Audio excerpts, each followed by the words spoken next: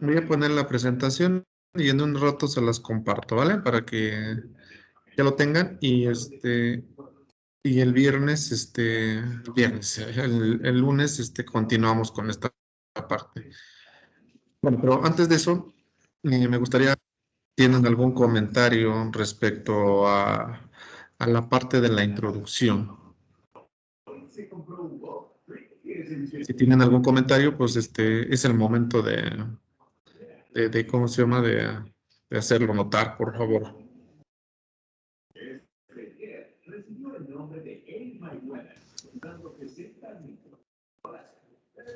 Solo comentario positivo. Me parece muy completo la introducción en muchas cosas que la verdad no sabía cómo identificar. Por ejemplo, el tipo de acero. Las tablas son de mucha utilidad. Sí. Ujú. Bueno, entonces nada más rápidamente, sí me gustaría que ustedes, nuevamente recapitularan en el sentido, digo, aparte de que lo que les dejé que leyeran, de que nosotros, en el diseño, ¿sí? De acuerdo al INCA o al ISC, ¿sí? Maneja dos criterios de diseño, ¿sale? Entonces, tenemos dos criterios. Uno es el LRFD y el otro es el ASD, ¿sale? Aquí, en una ocasión me preguntaron que uno de los chicos me dice, oye, es que maestro, tengo que hacer el diseño por los dos métodos y escoger el que me dé más, mayores perfiles. Le dije, no, en realidad no tienes que hacer el diseño con los dos criterios, solamente es con uno, ¿vale? Aquí la cuestión es de que tú debes de escoger ese criterio, ¿sí? En función de esta relación. Tú por un lado tienes, obviamente, si vas a hacer un edificio, por ejemplo, pues más o menos tienes que conocer ahí cuál es el valor de tu carga muerta, ¿sí? La carga muerta incluye todo, ¿eh? Incluye el peso del edificio como estructura, como esqueleto, y toda la carga que va a llevar bueno, aquella carga que va a ser invariante con respecto al tiempo, tanto en posición como en magnitud, ¿sale? Entonces debes tomar toda esa carga.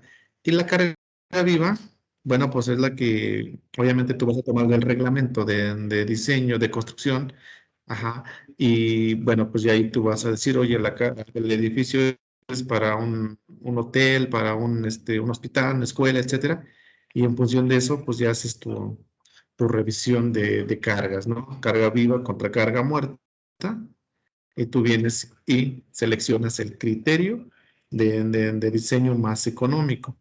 Aún así, nosotros aquí en el curso vamos a estar trabajando los dos criterios. Ajá, y no necesariamente tienes que hacer el diseño por los dos, solamente con uno, te repito. Nada más que lo vamos a hacer para los dos, para que veas que sí hay pequeñas diferencias entre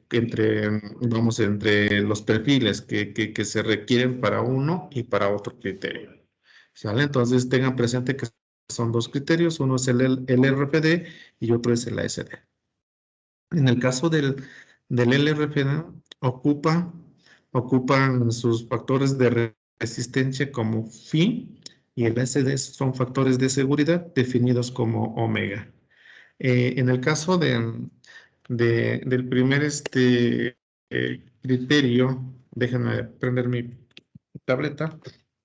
Profesor, si está compartiendo pantalla, no se ve nada. Es que, ¿por qué no me dicen? ¿Por qué no me dicen? Perdón. Ahí está, ahora sí ya. Sí. Perdón, también ahí, por ahí. Ok, entonces, bueno, al final de cuentas no estaba ya en una lámina. O sea que no me había movido. Bien, entonces estamos acá. Entonces les decía, para el LRPD siempre ocupamos el valor de phi y el SD el valor de omega. Para el primer caso, ¿sí? Eh, Este, acá, la primera columna es para los estados límites por fluencia. ¿Sale? Y la segunda columna para los estados límites por fractura. ¿Sale? Para un criterio y para otro criterio vamos a ver los mismos estados límites, nada más que en uno vamos a aplicar el factor de resistencia y el otro es el factor de seguridad. ¿Estamos? Entonces, para que ustedes lo tengan ahí presente. ¿Qué más? ¿Qué más les puedo comentar de acá? El INCA, les decía, ¿cómo se comporta, cómo se compone el INCA? La primera parte son todas las tablas que ustedes ya por ahí vamos a empezar a utilizar. Ajá, las tablas de propiedades de cada uno de los perfiles. Y a partir de la parte 2 ya vienen todos los criterios, todas las disposiciones, los requisitos que nosotros debemos de cumplir para garantizar que las resistencias de nuestros elementos estructurales sean mayores a las cargas actuantes. En este caso, que sean mayores aquí a las fuerzas de tensión, a las fuerzas de compresión, de tensión, de flexión, de torsión, de cortante. E incluso combinados. ¿Sale? Entonces, ahí estamos. Algunos códigos que se aplican aquí en México, les comentaba, está el reglamento con sus respectivas normas para la Ciudad de México, obviamente. El INCA, que es el que les pedí que ya lo tuvieran por ahí. El manual de diseño de obras civiles de la Comisión Federal de Electricidad. Este manual ¿sí? Lo edita la Comisión Federal. Obviamente, ahí prácticamente ese manual te indica todos los requisitos que debes de cumplir para determinar o para calcular tus fuerzas de viento, tus fuerzas sísmicas para diferentes tipos de estructuras. Entonces, cuando ustedes les pidan diseñar una estructura bajo los criterios establecidos por, por CFE, pues tienes que ir precisamente a estos manuales. Repito, estos manuales únicamente son para determinar las acciones. Ajá. En cuanto a la determinación de las resistencias, ¿sí? Nos vamos a ir precisamente con el INCA, con el ISC o incluso con las recomendaciones o sí, los criterios que te maneja el reglamento de construcciones del lugar donde se está construyendo o donde se pretende construir. ¿Vale? Entonces, por ahí hay que hacer notar esa parte. El ISC, les repito, es casi la madre a nivel, ahora sí, mundial. Casi todo el diseño en cuanto a acero está regido por ISC, ¿sí? El INCA, les decía, prácticamente es una extracción del ISC y pues tenemos como tal cualquiera de los dos, el INCA o el ISC, los puedes aplicar sin ningún problema. Bien, aquí hay otras nomenclaturas que tú quieras utilizar. Les decía, están las ANSIS, que habla toda la parte de calidad de los reglamentos, de los materiales, etcétera. El ACE también es una Sociedad Americana de Ingenieros Civiles.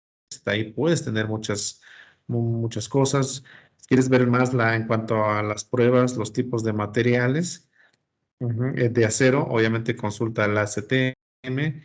Quieres estudiar todo lo relacionado a soldaduras, checa el AWS 96, aunque aquí en Manual Inca también habla un poco de soldaduras, pero la madre como tal de las soldaduras es estas ayudas de diseño. En cuanto a especificaciones de tornillos, puedes ocupar estos manuales, el ACTM 325 o A490 y prácticamente ahí, ¿sale? Y vean, en Estados Unidos o en cualquier otro lugar, en cuanto para el cálculo de las cargas, para el cálculo, aquí le llaman de solicitaciones, prácticamente las solicitaciones son las cargas, ¿sí? Ellos ocupan mucho el VS 97, ¿sale? Repito, este VS 97 es algo similar al que traemos en CFE. ¿Por qué? Porque aquí en CFE, digo, aquí nada más se limita, bueno, hay más manuales, pero para la parte estructural, para el cálculo de cargas, de cargas o de solicitaciones, pues podemos consultar estos. Y aquí también, aquí en el VS97, te dice cómo determinar las cargas. Pueden ser cargas muertas, cargas vivas, cargas accidentales, cargas de viento, cargas de sismo, cargas de nieve, cargas de muchas cosas. ¿Vale? Entonces, yo he estado trabajando mucho con el VS97 porque luego a mí 2 o 3 veces me han encargado de revisar unas estructuras que han sido instaladas en Houston, Texas. Entonces, me echo un clavadito aquí con esta para la determinación de las fuerzas, nada más. ¿Sale? Y ya en cuanto al diseño, pues obviamente aplico AISC en este caso porque es una estructura en Estados Unidos. Entonces, para que lo cheques. Sí, obviamente aquí, pues obviamente tu bibliografía, este libro anda por todos lados. Esto también lo puedes bajar por internet y algunos videos que por ahí también les voy a ir compartiendo, al menos las ligas. ¿Sale? Entonces, hasta ahí creo que acabamos la parte de introducción y empezamos precisamente con la parte de elementos atención para que ya empecemos de lleno a nuestros diseños. La intención ahorita es a avanzar un poco en cuanto a la teoría, ¿sí? Para que el lunes ya empecemos a ver precisamente los cálculos o las formulaciones requeridas, necesarias, ajá, para hacer nuestros diseños. Entonces ahorita vamos a entretenernos una media hora, unos 45 minutos con la parte de la teoría. Entonces, en cuanto a sus compañeros que están en el horario del mediodía, pues puedan ver este video, pues es para recordarles que únicamente estas sesiones vamos a ver la parte teórica de elementos de atención y ya el lunes empezamos con ya con los criterios prácticamente de diseño y el martes, que sería la primera sesión de la clase del mediodía, pues vemos lo mismo del lunes, pero como que un poco más acelerados, ¿sale? Y si alguien de ustedes a lo mejor dice, no, yo sabes que yo quiero volver a repasar esta materia porque me quedaron dudas, pues también puedes entrar en la mañana sin problemas. ¿Sale? Entonces, nada más, repito, vamos a irnos un poco más acelerados. Bien, entonces cuando hablamos de elementos de atención, acuérdense, así lo vamos a empezar a estudiar de acuerdo a lo que nos enseñaron en estática de los elementos mecánicos que actúan en un miembro estructural, ¿sí? Acuérdense que tenemos tensión, tenemos compresión, tenemos cortantes, tenemos flexiones y tenemos torsiones. Entonces, prácticamente vamos a ir viendo uno por uno de esos elementos mecánicos, cómo poder absorber esas cargas. ¿En función de qué? En función vamos, o más bien dicho, ¿qué consideraciones debo de tomar para que yo pueda garantizar que mi miembro estructural tenga la suficiente resistencia para cuando ese miembro trabaja a efectos de tensión? Entonces, es el primer tema o el segundo tema que vamos a estar viendo. Aquí, pues yo he agregado algunas consideraciones, algunos puntos importantes que tenemos que ver. Déjame ponerlo como presentación. Pregunta, ¿si están viendo la presentación o otra vez no la compartí? Sí, profesor. Sí, sí se ve. Ok. Entonces, Sí, profe. ok, gracias. Tenemos aquí varios puntos. Obviamente hablamos de qué es un elemento de atención, la definición, dónde usar los elementos de atención, cómo los podemos clasificar. Y aquí es donde tenemos que detenernos un poco en la determinación de las áreas. Muchas veces nos peleamos tanto con las áreas y pues hay que saberlas calcular. Entonces, por ahí tenemos esa parte. Vamos a ver cuáles son las trayectorias de falla, los comportamientos, los modos de falla, que al final de cuentas va ligado con las trayectorias. Vamos a ver qué dicen las especificaciones del IMCA o del ISC y cerramos con la aplicación de algunos ejemplos. ¿Tal? Entonces, más o menos así es la estructuración del tema y pues adelante. Bueno, de entrada, digo, yo creo que está muy, muy simple. Cuando ustedes estudiaron resistencia de materiales, seguramente les dijeron, no, bueno, tengo el primer elemento mecánico, es elemento de tensión. ¿Y cómo actúa o cómo lo caracterizo o cómo es que yo voy a lograr que ese elemento esté trabajando atención? Bueno, de entrada, para que un miembro trabaje atención, ¿sí? Este miembro debe ser recto, así de simple, como lo dice acá, prácticamente recto. Porque si es un elemento curvo, pues va a estar cañón trabajar atención. Entonces, debe ser prácticamente recto. Un segundo punto, la sección transversal, ¿sí? Desde el inicio hasta el final del miembro debe ser constante. ¿Sale? Entonces, así de simple.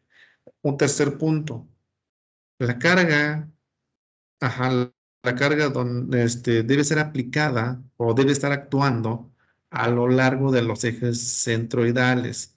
En este caso, esta es una barra que está a tensión, el eje centroidal, obviamente, ¿dónde está? El eje centroidal pues está justo donde estoy rayando. Acá. Ahí está el eje centroidal. Entonces, en todo ese eje, tanto hacia la izquierda como a la derecha, ahí debe estar aplicándose la carga. Porque de lo contrario, si yo aplico la carga en otro punto diferente, entonces sí voy a generar tensión, pero ¿qué crees? También le voy a estar generando a lo mejor una especie de flexión, porque si yo veo la sección transversal así, rectangular, acá, entonces el centroide pues anda por acá, que sería este punto. Pero si la carga yo la llego a aplicar por acá, entonces sí, voy a generar tensión, pero esa tensión ya no va a ser uniforme en toda la sección transversal. Entonces, hay que, hay que tener presente esa parte. Entonces, ahorita vamos a estar hablando de elementos de tensión, pero tensión pura, tensión en que toda el área transversal de la sección va a tener el mismo esfuerzo. Entonces, ese esfuerzo, si la tensión se aplica en el centroide, el esfuerzo, ¿quién es? Pues no es más que la fuerza de tensión dividido entre el área de la sección transversal. Y, y eso aplica en toda la longitud. Ahora, para que sean los esfuerzos uniformes, ajá, y tengas una distribución también correcta, te dice que la sección transversal sea constante y a lo mejor también el material debe ser homogéneo. Porque si tú tienes un cambio de material, pues seguramente ya vas a tener unos esfuerzos diferentes. ¿Por qué? Porque obviamente tienes, ¿cómo se llaman? Diferentes materiales. A lo mejor en un lado tienes acero, de otro lado tienes, pues a lo mejor, no sé, concreto, por decirlo. Entonces, si aplica la tensión tanto en el acero como concreto, pues cada quien va a tener su diferente esfuerzo. Pero ahorita, pues hagamos la idea de que es puro acero y que la carga está trabajando en el centroide de la sección transversal y obviamente los esfuerzos son completamente uniformes. ¿Sale? Entonces, por ahí hay que, hay que tener presente esa parte. Bien, pues entonces seguimos. Eh, las fuerzas de tensión, ¿sí? Dividido entre el área, obviamente te generan esfuerzos por tensión. Y esos esfuerzos se le llaman esfuerzos axiales. Pero ¿qué crees? También podemos tener otros esfuerzos axiales, ¿sale? ¿Provocados por quién? Por el momento, ¿sale? Si ese momento yo lo divido entre el módulo de sección ahora sí, de la sección transversal, entonces voy a también tener esfuerzos axiales. Es decir, que si yo tengo, eh, esta es mi área, ajá, yo aplico puras cargas a tensión acá, uniformes, entonces los esfuerzos pues son uniformes y todos son axiales. Pero ¿qué crees? Si yo tengo esa área también y ahora aplico momentos, entonces un esfuerzo acá va a ser a tensión y el otro va a ser a compresión. Pero ¿qué crees? Todos son axiales. Entonces, cuando yo tengo esos dos efectos, entonces las tensiones, estas se suman con estas. Y las tensiones se restan con estas. Por eso le ponemos más menos. Precisamente por el efecto de la fricción, que en una zona va a estar la tensión y la otra zona estará con presión. Y eso, pues digo, son conceptos que traemos desde resistencias de materiales. Bien, en cuanto al comportamiento de esos elementos, atención, obviamente su efecto es de cambio de forma, una especie de estiramiento, ¿sale? Entonces, en este caso, la longitud que tú traes inicialmente, cuando tú lo sometes a tensión, pues la longitud del miembro va a incrementar. Ese incremento se llama delta. Y este es te podemos llamar así el desplazamiento del miembro. ¿Sale? Entonces, aquí, para el comportamiento de elementos a tensión, juega un papel importante, obviamente, en la fuerza de tensión, el área de la sección transversal, que está la que está aquí indicando, la longitud de la barra y la calidad del material. En este caso, reflejado en el módulo de elasticidad. No la calidad, el tipo de material. ¿Sale? En este caso, te digo, vas a ocupar el módulo de elasticidad. Ahora, viene aquí una pregunta a ustedes. ¿Me pueden decir cómo calcular la deformación de una barra cargada axialmente? ¿Me la dictan, por favor, chicos? ¿Cómo calculo la deformación delta? ¿A cuánto equivale?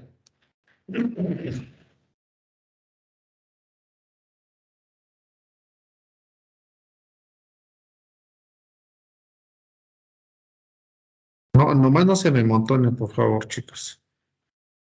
A ver, Yasmín, por favor, indícanos cuánto vale esa deformación. Compañera, por favor. No recuerdo. Mandé. No me acuerdo de la cuánto vale. Hijo. Bueno. A ver, aquí veo a Alberto Giovanni Jiménez.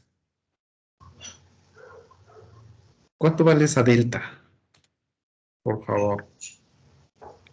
Bueno, ya voy a cerrar esta presentación. Ya. Y es esta. ¿Cuánto vale la delta para una barra cargada axialmente? Es P por L entre E por A, A ver, otra vez.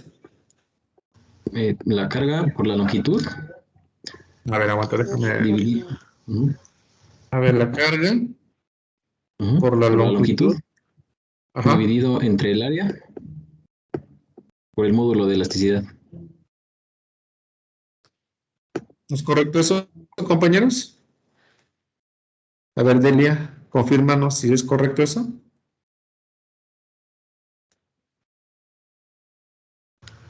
Y ya la busqué y sí. Ya lo buscaste y sí. Ok. Bueno. Entonces, efectivamente, entonces, esa es la deformación de una barra cargada axialmente. La carga por la longitud, ajá, entre el AE, A por E prácticamente es la rigidez, bueno, no es la rigidez, en el producto del área por el modo de elasticidad. La rigidez prácticamente la estás encontrando con estos tres valores, la longitud, el área y el módulo de elasticidad. Acuérdense, para la rigidez no tomo en cuenta la carga. Entonces, la rigidez de una barra cargada axialmente depende de quién, de la longitud, del área y del módulo de elasticidad. Y ahora sí, ¿cuánto vale la K?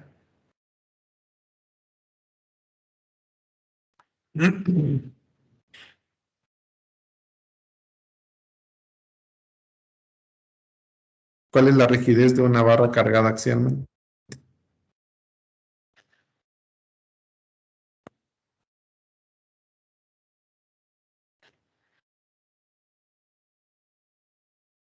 Baena Guadalupe, ayúdanos a indicar o dime qué es la rigidez.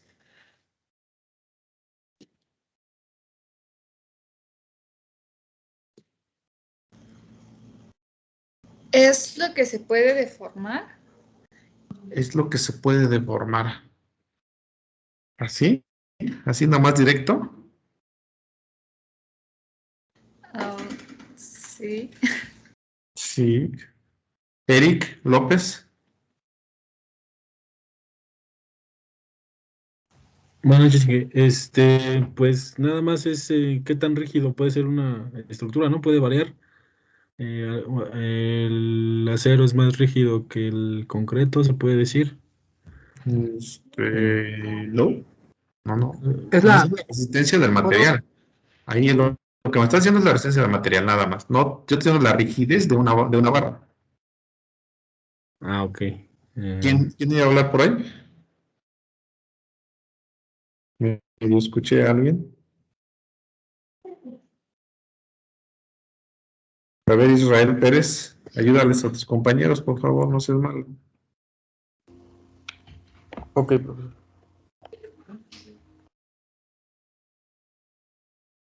¿Qué es la rigidez? Es la fuerza que se necesita para desplazar un elemento, una unidad. Exactamente, exactamente. Es la fuerza necesaria, sí, es la P necesaria para generar una deformación unitaria. Entonces, si yo la delta la hago igual a 1, ¿sí? Y despejo la P, entonces esa P se vuelve K. Entonces, ¿cuánto vale la K? Esto es 1, entonces A por E entre la longitud. ¿Se acuerdan? En su matriz de rigideces, esta es vamos, rigidez de la matriz de 6 por 6 es en la celda 1, 1, la rigidez axial. ¿Sale? Entonces ya se van acordando. ¿Sí estamos? ¿O algún Sí, comentario, profe. chicos? Sí, ¿verdad? Que ya no se acordaban de eso, ¿verdad? Me imagino. No, No, ¿verdad? Hijos de pero ¿qué tal se acuerdan del celular? ¿Se acuerdan de...? No, no, ya no pueden estudiar, qué bárbaros. Voy a empezar a regañar a todos, ¿eh? Ando un poco estresaditos, es que voy a empezar a regañarlos, ¿no? ¿Están de acuerdo? no. No, profe, no, profe. Bueno, está Relájese. bien. Pues yo estoy relajado, aquí tengo mi whisky al lado nada más, acuérdense. Bueno, entonces, continuamos. Bueno, esto es importante, señores, ¿eh? Esto es lo que les decía, la definición y el comportamiento de los elementos de atención. Y eso es lo interesante, de que nosotros nos acordemos y no necesariamente directo o irnos directamente a aplicar las ecuaciones del IMCA, no. También se vale aquí volver a recordar cómo es que se deforman, porque en un momento dado tú también debes calcular la deformación. Acuérdate, ¿cuáles son los estados límites que nosotros debemos de revisar para el diseño de una estructura? Pues obviamente el estado límite de resistencia o ¿cómo se llama? De falla, perdón, y el estado límite de servicio. En el estado límite de servicio entran precisamente las deformaciones. ¿Sale? Por eso es importante que chequemos esta parte. Bien. Entonces, ¿dónde usamos los miembros de atención? Pues obviamente nosotros tenemos que usar, o en términos generales, los elementos de atención generalmente los vemos como elementos de pequeña sección, ¿sale? En su mayoría de los casos. Pero bueno, te puedes dar cuenta aquí en dónde podemos usarlos. De entrada, los podemos usar en armaduras, ¿sale? En armaduras, en cuerdas inferiores de las armaduras. En esas armaduras, obviamente, tenemos, no sé, se me ocurre hacer una armadura acá, ¿sale? Entonces, esta cuerda inferior, esta en específico, está trabajando a tensión. Y algunas diagonales, ya depende aquí dónde esté aplicada la carga. Entonces tenemos que checar cuáles serían ahí se movió acá. Esta cuerda es la que está trabajando a tensión, ¿sale? Celosías. Son elementos, digo, ahorita nomás lo vamos a mencionar, son prácticamente barritas que se colocan para unir 1, 2, 3, 4 perfiles. Ustedes a lo mejor han visto en su andar columnas formadas por cuatro angulitos y las barras que unen, hay unas barras que unen precisamente a esos ángulos para formar una sección armada. Entonces esas barritas que muchas veces van en forma de diagonal, en forma de zigzag, entonces son las celosías. Los contraventeos, pues obviamente los contraventeos son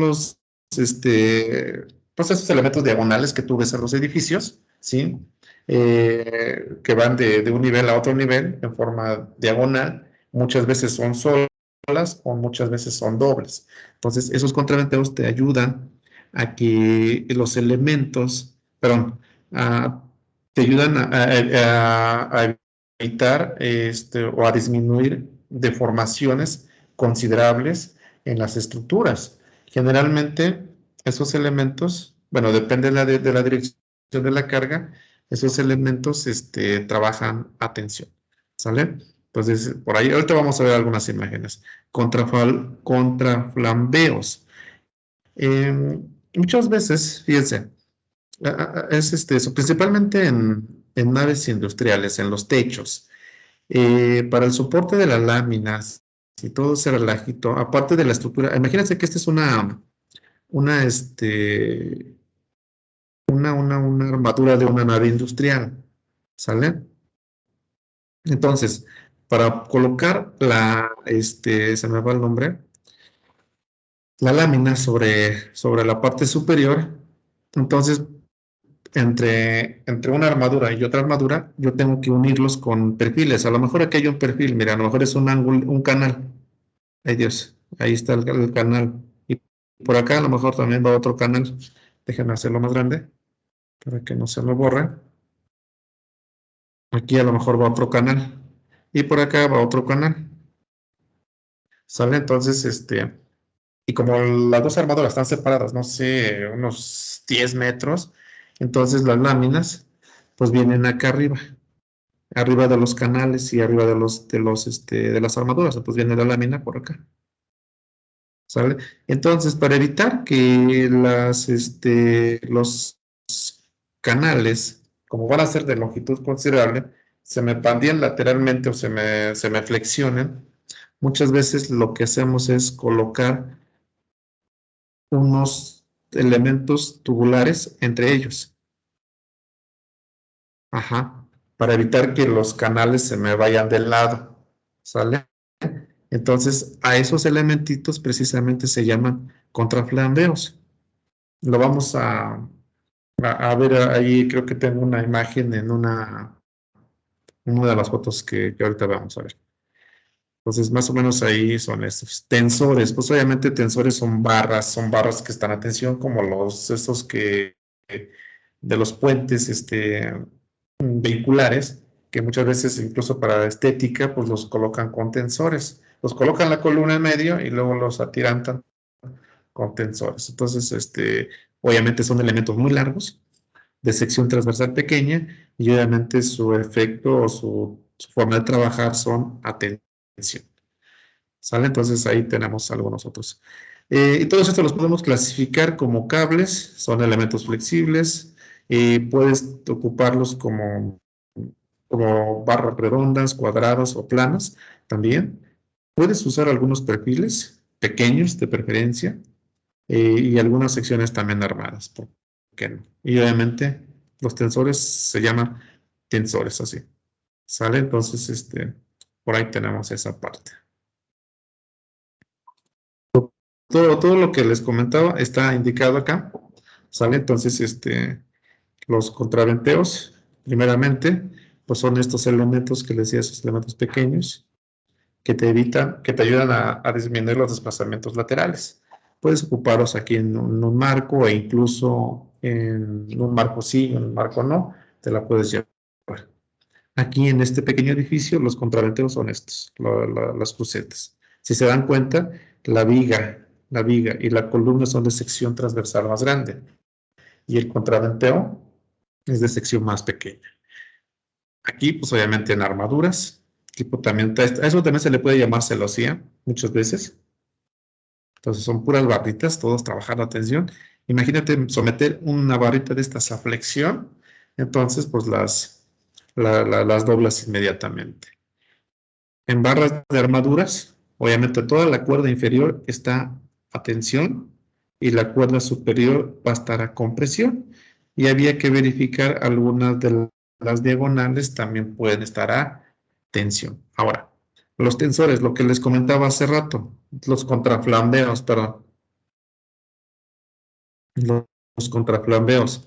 Yo les comentaba el caso de la unión entre canales, pero también se ocupa para evitar que las armaduras, ¿sí? Vean, como tenemos una serie de armaduras en esa nave industrial, se me puedan ir de lado, ¿sale? En el plano de la armadura. Entonces, con estas barritas delgadas, ajá, ayudan a evitar que se me vayan de lado. Entonces, estas barritas que tú ves acá se llaman contraflambeos, precisamente. Ahí está, todas. Y eso se ocupa mucho para evitar precisamente que una armadura a lo mejor se me pueda ir de lado. Entonces, como son de sección pequeña, pues obviamente están trabajando a tensión y no hay más. ¿Vale? Entonces ahí tenemos algunos ejemplos. Más ejemplos, obviamente aquí otra vez un tipo celosía con un montón de elementos pequeñitos, obviamente. Aquí la unión entre, ¿cómo se llama? Entre contraventeos. Vean, aquí es importantísimo que ustedes chequen esa parte. Mira, voy a hacer más grande la foto acá para que ustedes vean un detalle ahí importantísimo. Un detalle. ¿Cómo voy a lograr que un elemento esté trabajando únicamente a carga axial, ya sea compresión o ya sea tensión? La forma de lograrlo, ¿sí? Es buscar una manera, o más bien dicho, la forma de lograr que trabaje únicamente a cargas axiales, ¿sí? Es en función de la conexión que tú tengas. Por ejemplo, la barra que va acá de abajo hacia arriba, vamos, así como la estoy moviendo al mouse, ¿sí? Esa es una barra que va continua y se une en la parte inferior y en la parte superior. Quiero pensar que no se ve, pero ahí está. Y la otra barra que viene en sentido contrario, casi perpendicular, ¿qué es lo que estamos haciendo acá? Nada más uniéndolo con una placa. Esa placa, por ambos lados, por la parte superior y la parte inferior, va soldada aquí al perfil completo y va soldado por acá al otro nuevamente al perfil completo. Pero esa placa, ¿sí? O el perfil al que se une, tengo que hacerle una ranura al elemento e incrustar la placa, ¿sale? Y aquí toda esta zona, toda esta zona que estoy aquí rayando va soldada acá. Y de aquí de este lado también, por acá no se ve, pero lo voy a poner punteado. Ahí está la soldadura, aquí también. Y la placa va soldada acá. Y la placa acá, pues también va soldada. No se ve, pero ahí está la soldadura.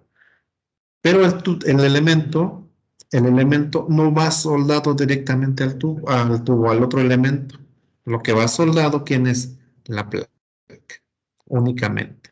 ¿Sale? Pues de esa manera yo, ¿qué es lo que hago? Pues elimino esfuerzos por flexión, porque recuerden ustedes sus conceptos de resistencia de materiales. Aquí voy a dibujar una figurita, a ver si me sale.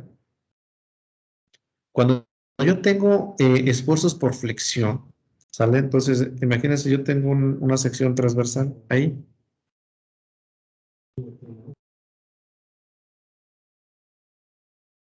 Y yo lo someto a flexión.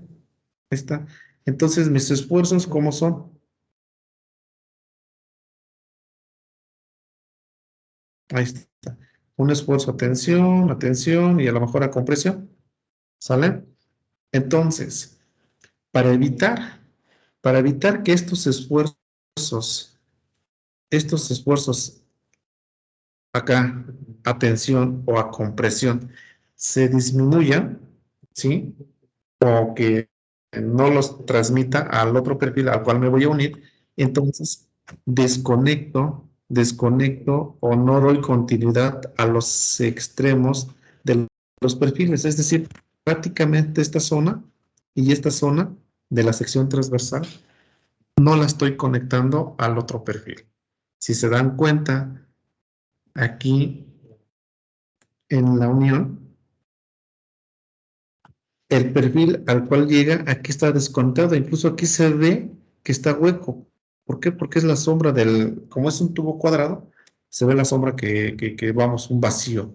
Entonces, no estoy uniendo el elemento o la zona más alejada.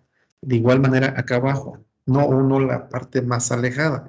Entonces, al no unir la parte más alejada, entonces estoy diciendo que no estoy transfiriendo esfuerzos por flexión, como lo estamos indicando acá.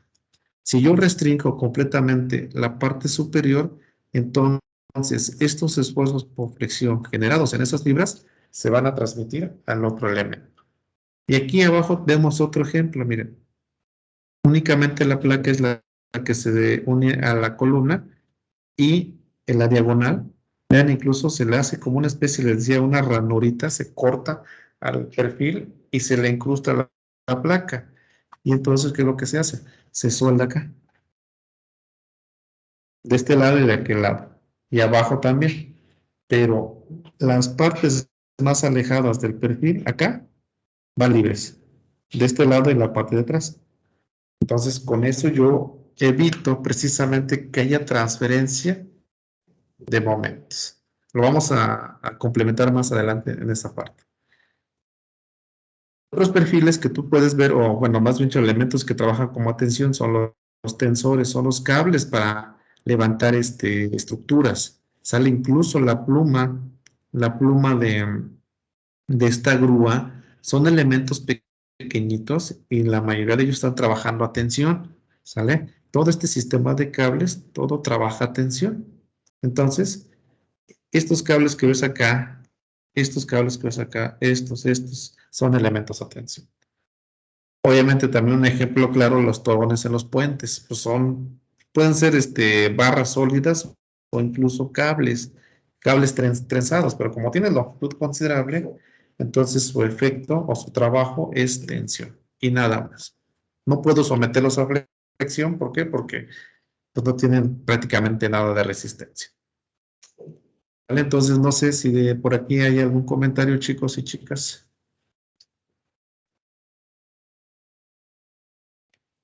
Sí, profe. ¿Puede regresar a la hoja 5? Profe, yo tengo una pregunta. Sí, a ver, uno por uno, ¿vale?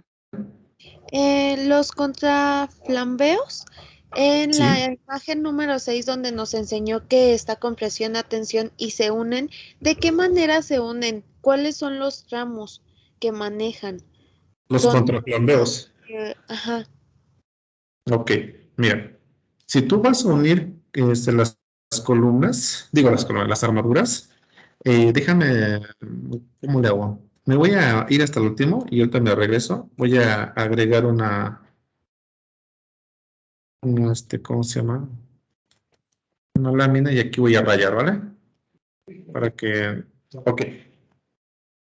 Mira, como son elementos a tensión, ¿sí? Como son elementos a tensión y para que trabajen esos elementos a tensión, siempre debes de someterlos a tensión, porque si los dejas ahí sueltos, entonces por la longitud de esos elementitos siempre se te van a pandear por el puro peso del elementito. Entonces, ¿qué es lo que tienes que hacer? Si vas a unir, por ejemplo, son dos vigas acá, como les mencionaba, esta es una viga. Aquí está el otro pedazo. Y aquí, punteado, le llamamos el alma de esa viga. Ajá, igual acá, a lo mejor este es el alma porque es la parte que va dentro y aquí viene el patín. Digo, es que no me puedo acomodar todavía muy bien con mi tableta. Ya conforme vayas avanzando el semestre ya me voy dando mañas. Entonces, yo quiero unirlos con los contraflambeos. Entonces, ¿qué es lo que tengo que hacer? Colocar un elementito acá circular, una barra, circular. Pues, ¿qué es lo que hago? Pues tengo que hacer un barreno aquí al alma del canal. Y ahora el perfil, vamos a hacerlo así. Miren, entonces tengo aquí el canal y tengo otro canal. Eso es lo que estamos viendo. Sale, aquí está el espesor del alma y el contraplambeo viene acá. Entonces, de una vez tengo que hacer acá un barreno y aquí colocarle una rosca y aquí colocarle rosca. Primero tengo que hacerle agujero a los canales. Luego, hacerle una rosca a los extremos de las barras. Y obviamente con tuercas, hacer la tensión. Y de esa manera, vas a hacer que trabaje esos elementos a tensión. Porque si tú lo sueltas nada más, aquí lo fijas y aquí nomás medio lo dejas agarrado, entonces pues no va a hacer su chamba. Entonces sería esa parte. Yo he visto, si ustedes cuando vayan al centro comercial, vean hacia arriba y vean hacia las esquinas de las columnas. De una esquina de la columna a la otra esquina de la columna. Muchas veces entre columnas también hay que colocar esos contraflambeos. Entonces, ¿qué pasa? Pues que tienes que habilitar una serie de placas para poder hacer esas maniobras. Y la otra, perdón que me adelante, ahorita te damos paso a tu pregunta, compañero. Muchas veces esas barras tenemos que hacerlas tensar con unos templadores. ¿Sale? Entonces, estos templadores es un mecanismo que tú giras, entonces por un lado jala y por otro lado jala, entonces en ese momento se empieza a tensar. ¿Vale? Entonces, esa es una forma de cómo hacer trabajar o cómo colocar esos elementos. Ok, gracias. ¿Sí? De nada. ¿Quién iba a preguntar, chicos? ¿Sí quedó claro entonces, compañera? Sí, profe, ya con lo que me explica ya me doy una idea de qué puedo buscar para complementar con videos o algo así. Vale, vale. ¿Quién más por ahí? ¿Quién iba a preguntar por ahí que se quedó callado? ¿Nadie? ¿O ya tuvo miedo? No me digas eso. Profe, yo tengo una duda. Adelante, adelante. ¿Las riostras en las naves industriales también son elementos que trabajan a tensión o a compresión? No. Si son elementos, fíjate, hazte la idea de nuevo. Si son elementos de sección transversal pequeña, generalmente todos están a tensión. ¿Sale? Pero si son esas riestas que tú hablas, a lo mejor son incluso para, tiene dos columnas de la nave industrial y las metes como arrastramientos, seguramente por el efecto de la carga viene en una dirección. Fíjate, supongamos que esta es una riestra y la carga viene de izquierda a derecha. Entonces es obvio que esta barra va a estar a compresión y esta va a estar a tensión. Entonces nada más es por pura lógica, ¿no? Entonces la carga viene así hacia la derecha, de izquierda a derecha. Entonces obviamente esta sería a compresión y esta sería a tensión. Ahora si la carga viene para acá, de derecha a izquierda, entonces esta sería compresión y esta sería a tensión, siempre y cuando esos arrastramientos sean en las columnas. Pero si es en la cubierta, pues son de barra, generalmente esas son barras redondas, sólidas, de diámetro pequeño, entonces eso siempre está en tensión. Ok, gracias, profe. Sí. Bueno, cualquier cosa, pues pregunten. Bueno, pues seguimos. Pues ya hablamos de los templadores, estos son muy usados para darle atención. Te repito, un elemento de este tipo para que trabaje a tensión debe de estar o debe de someterse a una tensión inicial. De lo contrario, pues nada más no lo vas a hacer trabajar como atención, sino que simplemente nada más va a estar ahí de adorno. Vale. Algunos elementos que nosotros podemos ocupar, obviamente, son o perfiles, pues son los ángulos, o prácticamente todos los puedes ocupar. Muchas veces esos elementos a tensión o la carga de tensión que tú vas a necesitar absorber es demasiado Entonces ya el hecho de colocar una barrita, una solerita, incluso un canal o un ángulo es insuficiente. Entonces a lo mejor te conviene ya usar un IR completo o simplemente una sección como acá, compuesta a través de dos ángulos, dos ángulos, dos ángulos, dos ángulos. O simplemente un perfil completo o 4 ángulos. Todo depende de la magnitud de la carga que tú vas a tener que absorber o bien dar resistencia, ¿sale? Entonces, puedes ocupar lo que tú requieras prácticamente. Aquí lo importante es que tenemos que garantizar que ese elemento únicamente esté trabajando a tensión. ¿Sale? ¿Cómo lo vas a hacer? Pues liberando los momentos en los extremos de esa barra. ¿Cómo liberas los momentos? Bueno, pues dejar de desconectar ciertos elementos. Por ejemplo, si tú utilizas un perfil W o IR, esto es un elemento, el patín es un elemento, el otro patín es otro elemento y el alma es otro elemento. Entonces ese perfil tiene 3 elementos, 2 patines y un alma.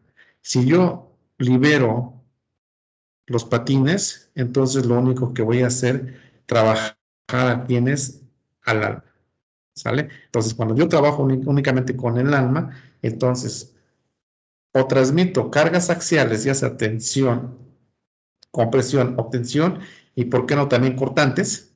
Ajá, pero ¿qué crees? Estoy liberando los momentos. ¿Por qué? Porque los esfuerzos por fricción se transmiten en su mayor porcentaje en las fibras más alejadas. ¿Cuáles son las fibras más alejadas de la sección transversal? Por los patines. Entonces, así de simple. Bueno, entonces, para lograr esos tipos de elementos, nosotros tenemos que buscar la manera de hacer la conexión, ¿sale? Esos elementos pueden estar, o miembros pueden estar conectados a la columna, ¿qué más? A una viga, por ejemplo, también, ¿a través de quién? De tornillos, de soldaduras, o incluso una combinación tanto de tornillos como de soldaduras. Entonces yo tengo que buscar el tipo de conexión que yo voy a utilizar, ¿sale? Entonces, por ahí tenemos. Ahora bien, muchas veces nosotros tenemos que usar para hacer la conexión de un perfil a otro el uso de otros elementitos, como pueden ser placas, ajá, pueden ser canales, pueden ser ángulos, etcétera. Entonces tenemos que buscar precisamente esos elementos que me permitan unir a dos perfiles. Entonces por ahí tenemos que checar. Cuando yo utilizo conexión atornillada, yo debo de usar conectores. Esos conectores pues, son obviamente los tornillos como tal. Y si yo uso soldado, una conexión soldada, bueno, pues tengo que aplicar soldadura. Tengo que especificar qué tipo de electrodo voy a utilizar y qué tipo de soldadura debo de aplicar. ¿Sale? Entonces, por ahí estamos. Ahora bien, cuando yo utilizo tornillos para la unión de dos perfiles, forzosamente tengo que hacerle un agujero a los perfiles.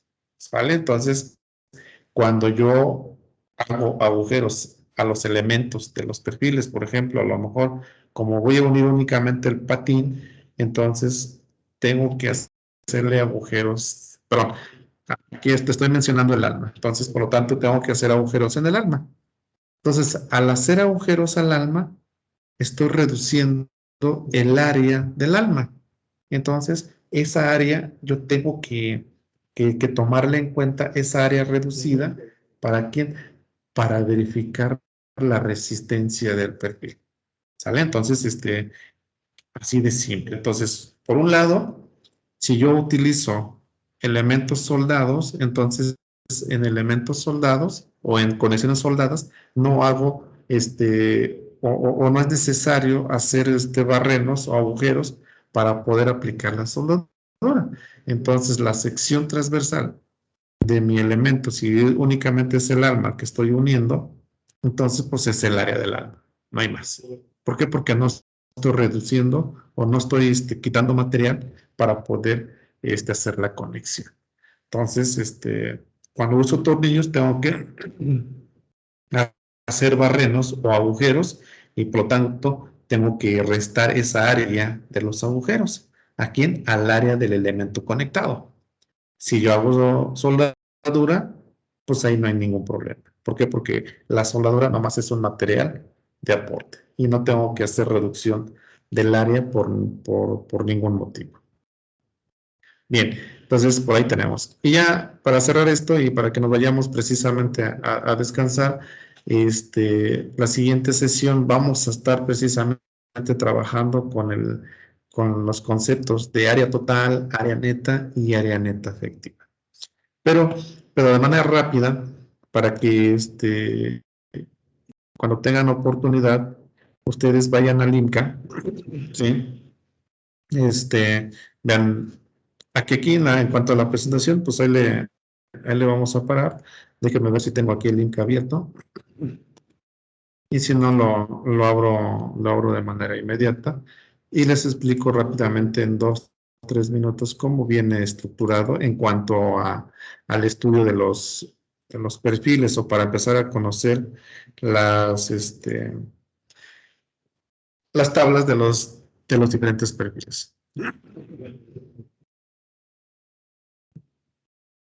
Entonces, tenemos ahí el manual Inca, les decía, vamos a irnos a la parte 1, aquí pues, es puro choro, los perfiles, un poco más, ok. Empezamos ahí con estos tipos de perfiles. El primero que vamos a encontrar es un ángulo, señores, ¿sale? Vean, un ángulo, primero viene la designación, bueno, este ángulo se le indica como LI, lados iguales, es decir, este lado y este lado son iguales. Y además el espesor es uniforme, ¿sale? Entonces, tanto para este lado como para este lado. Bien, tú lo vas a identificar en milímetros, por ejemplo, 19 por 3. O también lo puedes identificar en pulgadas, 3/4 por 1/8. 3/4 es B, aquí lo dice, y 1/8 es el espesor, ¿sale? Entonces, por ahí tenemos. ¿Cuánto pesa por unidad de longitud? En este caso, por metros. ¿Cuál es el área total? Pum, pum, pum, pum, toda esta área. ¿Sale? Sin contar estos, ¿cómo se llama? Rectángulos, negros, que ahí es, haz de cuenta que estamos, haciendo un agujero, pero el área total es el total sin considerar esos huecos. Tenemos unos valores que se llaman K, hay que checar dónde va la K. Tenemos un valor G. Ese valor G, por ahí hagan la anotación, se llama gramil. Esto es un gramil, ¿sale? Ese gramil te indica, ¿sí? Respecto al vértice del perfil, ¿sí? ¿A dónde debo de colocar un agujero para colocar un perno? Esta es la separación recomendada. Para este perfil me dice que son 11 milímetros, es decir, desde acá hasta acá 11. Y de acá hasta acá también debe ser 11. ¿Por qué? Porque nada más me está dando un valor G. Entonces esta G también puede ser aplicada verticalmente. El que tiene G1 y G2 es porque ya son perfiles un poco más anchos y me da chance de colocar hasta 2 pernos o 3 si acaso así se requiera, pero no, como máximo serían 2 para un solo lado y para el otro lado también máximo 2. Entonces ahí tenemos. ¿Qué diámetro de tornillos nos recomiendas? Diámetro de sujetadores. Vean, para estos angulitos pequeños, pues dicen, ¿sabes qué? No manches, ya ocupa los más pequeños porque pues es un chirre el ángulo. ¿Sale? Entonces, incluso no te especifican. Pero, por ejemplo, ya te vas a unos de mayor peraltito de 1 pulgada, te dicen pernos o sujetadores de 1/4 de pulgada. Eso es lo que puedes colocar. ¿Sale? Entonces, es importante. Vienen algunas propiedades de la sección transversal, como la J, que es el momento de inercia polar, una CW1, una R0, son propiedades para efectos de torsión Esta es la primera lámina. Esta lámina se complementa con una segunda, con esta misma. ¿Sale? O sea que una sola es las dos láminas ahí. Entonces aquí tenemos nuevamente los de 19 por 3 o 3 cuartos por 1 octavo y te vienen precisamente las diferentes propiedades. Tú trazas tu plano X y Y vas a calcular un momento de inercia en X y un momento de inercia en Y. Como es una sección prácticamente de lados iguales, entonces el momento de inercia en X, alrededor del eje X, alrededor del eje Y, son los mismos. Vas a tener un módulo de sección, este se llama módulo de sección elástico. Y esto se llama módulo de sección plástico. Más adelante vemos las diferencias, ¿vale? Por otro lado, también tienes los rayos de giro. ¿Quién es el rayo de giro? ¿Se acuerda? La inercia entre el área. Ahí está, la raíz cuadrada. Tienes el centroide. Aquí está el centroide, medido desde la arista del perfil. Hacia acá es X y hacia arriba es Y. Pero como tienes lados iguales, entonces los centroides son iguales, X y Y'. ¿Sale? Por otro lado, tú puedes sacar un eje principal que se llama Z.